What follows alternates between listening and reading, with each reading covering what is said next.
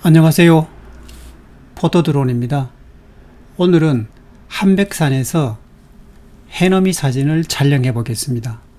지금 이 사진은 해넘이 사진을 촬영을 해서 후보정을 마친 상태입니다.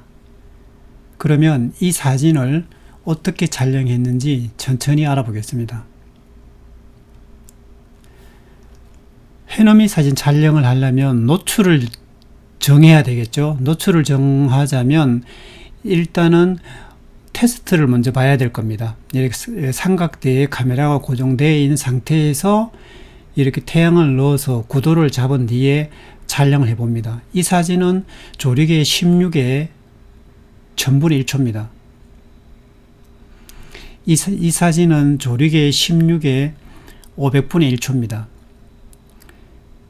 이렇게 밝게 촬영을 하려면 이렇게 기준점을 잡으시면 되고, 아니면 이렇게 약간 어둡게 잡아도 됩니다. 저는 16의 1000분의 1초로 기준점을 잡아 보겠습니다. 그러면 이렇게 잡았으면 노출을 어떻게 줄 것인가를 먼저 계산을 해야 되겠죠. 그러면 일단은 한번 계산을 한번 해보겠습니다. 어떻게 촬영하면 되는지 계산이라기보다는 그냥 먼저 알아보겠습니다. 이 조리개, 저는 요 하단에 보면 조리개 16이라고 있습니다. 16에 저는 1000분의 1초로 할 거라 그랬죠. 약간 어둡게. 그리고 이렇게 설정을 했으면 내가 몇 분, 몇 시간을 촬영할 것인가를 먼저 설정을 해야 됩니다. 저는 1시간 내외 정도로 촬영했으면 좋겠습니다. 그러면 68분 정도 되죠. 68분. 그러면 1000분의 1초에서 68분으로 촬영을 하려면 몇 스텝이 필요한가를 먼저 봐야 되겠습니다. 그러면 이렇게 헤아려 가면 되겠죠. 1000이니까 500분의 1초면 1스텝, 250 2스텝, 3스텝, 4스텝, 5, 6, 7, 8, 9, 10, 11, 12, 13, 14, 15, 16, 17, 18, 19, 20. 여기가 20스텝입니다. 여기가 20스텝. 그러면 21, 22. 저는 22스텝이 필요하답니다. 노출 계대로 하면 22스텝이 필요합니다. 그러면 이제 ND 필터를 가방에서 꺼내야 되겠죠. 그리고 자기 ND 필터가 얼마를 가지고 있는가를 알고 계실 겁니다. 저는 100만을 가지고 있습니다. 100만을 가지고 있는데 이거 해봐야 20스텝 밖에 안 됩니다. 2스텝이 모자랍니다. 그러면 ND4를 당연히 걸면 2스텝이니까 딱 되겠죠. 100만의 ND4를 2개를 걸고 68분 촬영을 하면 노출이 딱 맞아 나옵니다. 그 68분을 촬영하느냐, 2시간을 촬영하느냐, 34분을 촬영하느냐는 태양의 길이가 틀리겠죠. 그런데 저는 68분 내외를 촬영하고 싶다고 했습니다. 22스텝. 근데 저는 필터가 ND4가 없습니다. ND8이 있습니다. 그러면 23스텝이 가지고 있는 거죠. 이것이. 그럼 23스텝, 여기 ND8을 걸면은 23스텝입니다. 약 2시간 이상을 촬영하라고 나옵니다. 그러면 어떡하겠습니까? 23스텝을 걸고 2시간을 촬영해야 되겠습니까? 그렇기 때문에 이때는 조리개를 활용하면 됩니다. 저는 23스텝을 걸고 약 1시간 정도 촬영할 겁니다. 그러자면 조리개를 한 스텝 열어주면 됩니다. 조리개 11. 빛을 많이 받게 하는 거죠. 그래 조리개를 11로 내려오면 약 한 1시간 촬영을 하면 됩니다. 아니면 23스텝을 걸었으니까 23스텝 걸면은 조리개 16에 2시간 넘게 촬영해야 되는데 23스텝을 걸고 조리개 한 스텝 열어주는 거죠. 좀 헷갈리시는 분도 있겠지만 이것이 헷갈리시면 안 됩니다. 조리개 16으로 테스트를 봤는데 조리개 16을 한 스텝 열어주죠. ND 필터가 없어서. 그럼 빛이 많이 들어올 거 아닙니까? 그죠? 한 스텝 많이 들어옵니다. 많이 들어오기 때문에 23스텝이 2시간을 촬영을 안 하고 약 한 1시간을 촬영하면 노출이 맞아 나오는 겁니다. 기준점을 잡아서 1000분의 1초 혹은 500분의 1초 기준점을 잡아서 내가 몇 시간을 촬영할 것인가를 설정을 합니다. 이렇게. 그러면 여기서 이렇게 헤아려 가면 되겠죠. 그러면 몇 스텝이 필요하다. 그러면 20스텝이 필요하다. 그러면 필터를 20스텝 맞추면 되겠죠. 100만 하나를 걸어도 되고 1000을 2개 걸어도 되고 이렇게 저는 100만 하고 ND8을 걸었습니다. 그러면 이 분위기를 보면 이렇습니다. 이렇게 해서 다음 사진이 이렇게 보면 저는 구도를 이렇게 앞에 주먹을 걸고 이렇게 태양을 넣어서 이렇게 촬영을 했습니다. 그리고 반드시 여기 아이피스 여기 파인드를 막아야 됩니다. 여기서 반드시 막아야 됩니다. 이거는 중요한 겁니다. 이것을 막지 않으면 여기에 이렇게 빛이 들어갑니다. 그리고 여기 선이 생깁니다. 선이 생기면 포토샵을 잘하면 이렇게 쓸 수도 있지만 굳이 그렇게 힘들게 하느니 이 파인드를 꼭 막아주면 좋겠습니다.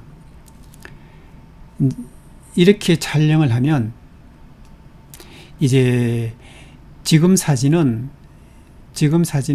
이 보정을 했는 사진이지만 이것도 보정했는 사진인데 촬영을 하면 이렇게 나옵니다. 지금 이것은 로우 파일입니다. 로우 파일을 지금부터는 이렇게 촬영되어 있는 사진을 붉게 석양에서 석양 분위기를 내는 보정을 해 보겠습니다.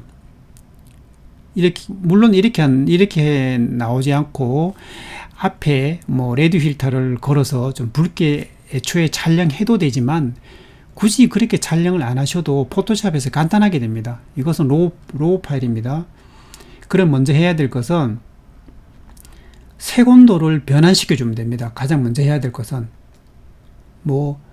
색온도 변환시키는 것은 요 위에 것을 오른쪽으로 밀면 됩니다. 아래쪽도 오른쪽 밀면 색온도가 간단하게 바뀝니다. 밀어보겠습니다. 오른쪽으로 옐로우 계통으로 밀면 이렇게 옐로우가 올라가죠. 이러면 푸른기가 들어오고 올라갔습니다. 어느 정도를 올렸다고 하면 아래에 틴트 여기도 마젠타 쪽으로 약간 올려주겠습니다. 그럼 붉어졌습니다. 이렇게 여기서 완성을 하면 좀 모자라겠죠. 석양 분위기 안 납니다. 그러면 색상을 채도를 넣어야 되기 때문에 여기에서 채도 세츄레이션을 넣어도 된다고 생각할 수도 있습니다. 그리고 이 클래리티를 올리면 질감, 디테일이 살아나는데 여기서는 질감, 디테일을 굳이 살릴 필요가 없기 때문에 이 비브런스하고는 건드리지 않겠습니다. 여기서 채도를 한번 올려보겠습니다. 어떤 결과가 일어나는가. 채도 올려봤습니다. 끝까지 올려봐도 이런 분위기밖에 안 납니다. 붉은 분위기가 안 납니다. 그렇기 때문에 여기에서 세츄레이션 채도를 올리지 말고 여기 위에 보면 다섯 번째 하나 둘 셋 넷 다섯 번째를 클릭을 해 보겠습니다. 클릭을 하면 여기에서도는 하이라이트, 섀도우, 세츄레이션을 구분해서 줄 수 있습니다. 동시에 들어가는 것이 아니라 어두운 부분을 채도를 줄 수도 있고 여기 밝은 부분에 채도를 줄 수가 있습니다. 따로따로 줄 수가 있습니다. 그러면 먼저 위에 하이라이트 부분에 채도를 넣어 보겠습니다. 줄시 넣으니까 약간 좀 붉어졌죠. 지금은 위에 있는 것은 색상입니다. 색상 변화는 굳이 건드리지 말고 아래쪽에 채도만 건드려 보겠습니다. 그리고 섀도우 쪽에 어두운 쪽에 채도를 넣어 보겠습니다. 그러면 이러면 사진이 붉게 들어오죠. 물론 여기서 조금 이렇게 많이 줘도 됩니다. 많이 줘도 되는데 굳이 너무 많이 주지 마시고 이러면 석양에 붉은 빛이 도는 분위기가 납니다.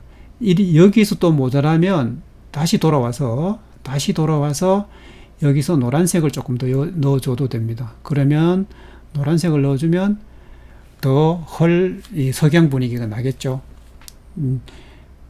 노란색은 여기에서 노란색이 들어가는 겁니다. 오른쪽으로 가면 노란색이 들어가는 거예요. 아래쪽에서 들어가면 마젠타색이 들어가는 거고.